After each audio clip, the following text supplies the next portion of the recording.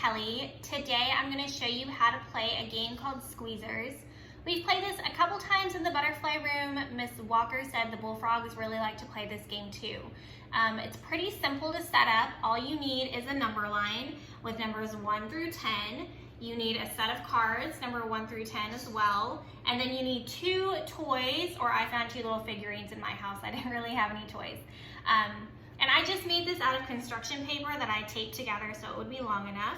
And I do recommend when you're making your cards that you use something like a crayon, or you use something that won't show through to the other side, because this is going to be our secret number. So to play this game, you need at least 2 people. And what you do is one person draws the secret number. So I've got my number. I'm going to go ahead and show it to you. And then the other person is going to be asking questions to figure it out. And to set it up with your toys, you're going to put 1 next to the number 1 and the other toy next to number 10. And then what you do is the person who drew the number gets to move the figurines, and the other person is asking questions to figure it out. We're going to be using words like greater than and less than, trying to get that math vocabulary in so that we really get, that was my cat's tail, so that we really are practicing those math words and that we are trying to figure out on our number line which numbers are bigger and which numbers are smaller. So a good question to ask and to encourage your kids to ask is the number greater than, or is the number less than? If they say, is your number 5, just tell them, I'm not going to answer that, that's too easy. What else could you ask? So to start this game, I'm going to pretend I'm the person asking the question and say, is your number greater than 7? My number is not greater than 7. So I'm going to take my bird, because he's the one closer to 7, and I'm going to move it on top of number 8. So what I've done is I've gotten rid of 10, 9, and 8, and we are only looking at these numbers now. Numbers 8, 9, and 10 were greater than 7. So they are out because the answer was no.